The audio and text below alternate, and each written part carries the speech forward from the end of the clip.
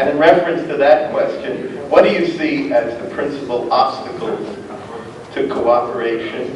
And of course, the final aspect of what is a three-part single question, what do you see as positive in socialist experience that should advance cooperation and hopefully use this panel itself as at least one part of the beginning of a new kind of refoundation, perhaps? Who would like to start? Thank you.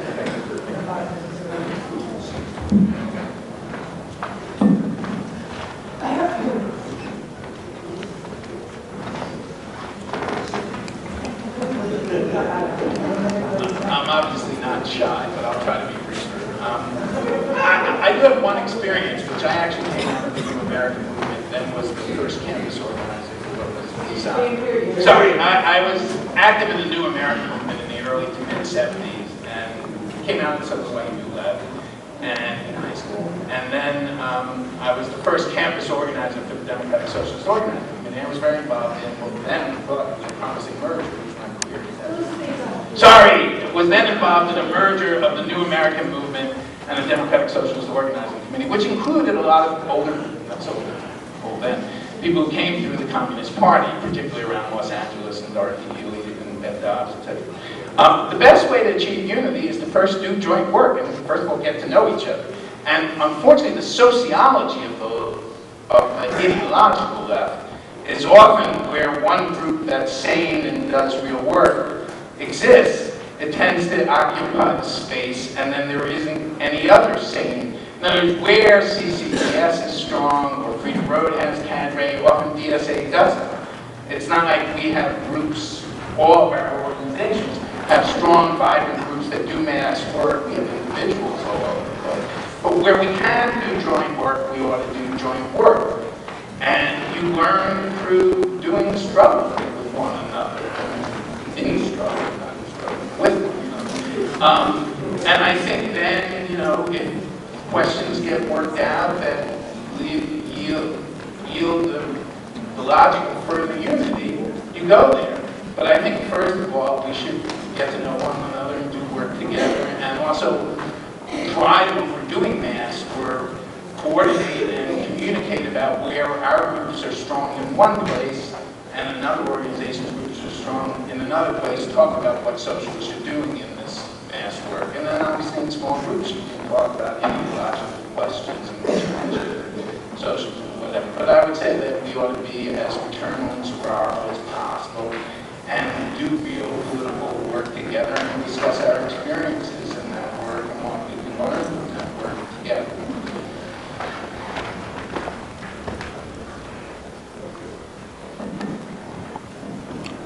I'll go.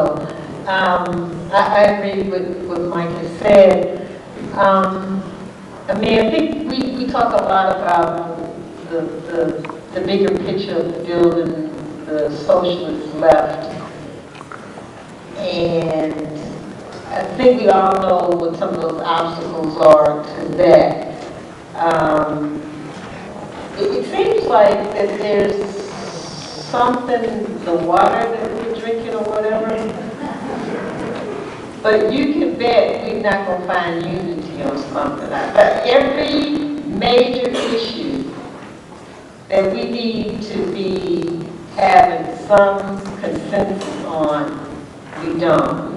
We got a split anti-war movement. We got a split environmental movement. We got differences around Iran. The labor movement, Lord, help us. I mean, we got people behaving like, the folks that we've been fighting against.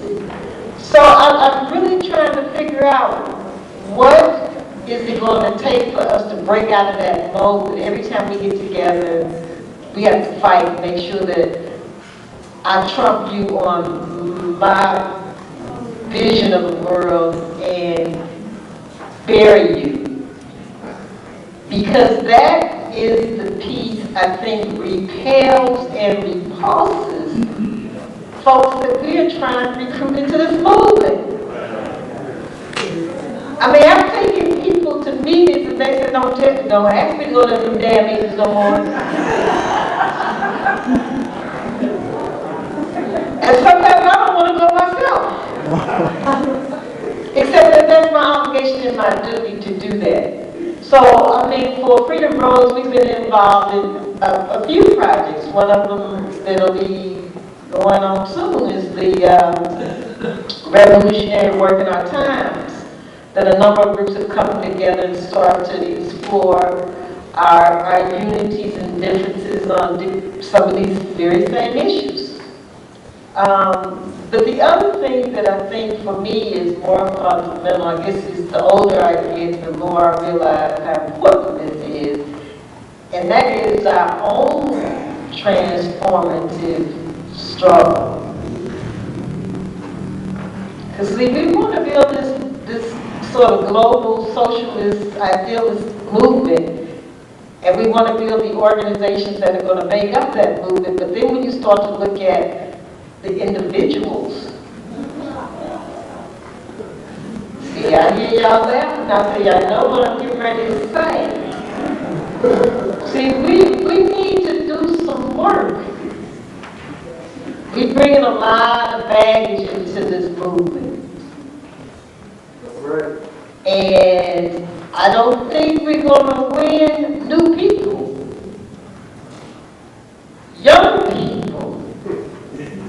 Young oppressed folks, if we don't start to create a different kind of environment and culture that says being a part of a socialist organization is powerful, it's dynamic. It's not about two personalities battling out to see who can talk the best ML lingo. Is who's doing the work. Show me your successes over there at the restaurant workers' struggle. See, we need to sort of redefine not only what we're fighting for, but who are we? And some of us haven't inspired folks for a while now. Come on.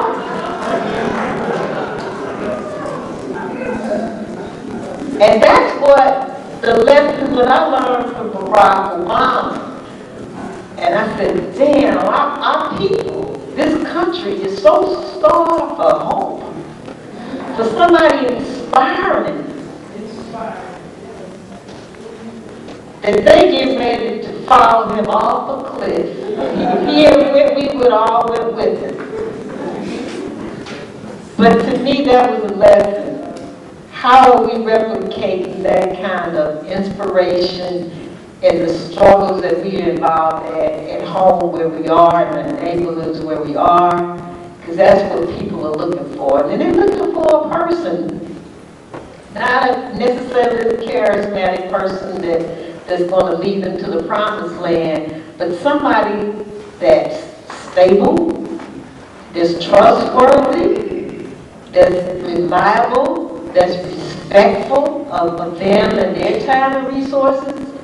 And we don't always operate like that, y'all. You know, we'll say we organize some cafeteria workers know they got to get up at 4 a.m. and we want to have a 7 o'clock meeting that goes to 10. Huh? I can tell you where that struggle went. They didn't come back to our meetings no more, y'all. They went on and did what they do. I think that we had to fight this battle on our own because we can't be with them socialist people. They talk too much. So we really want to reimagine, recreate, redefine how we want the movement and the world to look, but we got to start with number one. So that's what I want to, the challenge that I want to leave here with tonight. Challenge ourselves. Are we the best that we can be? Do we want people modeling who we are? And some of us would have to say, work on a few things before I say yes. And if you do say that, be honest, and we need to then help and challenge each other. You know how sometimes when you work with young people, particularly children, they're brutally honest. And that's what we need to be about it. We need to act like, I'm doing this because we're in the same movement and I want us both to win. I want us both to succeed. And so I have to tell you this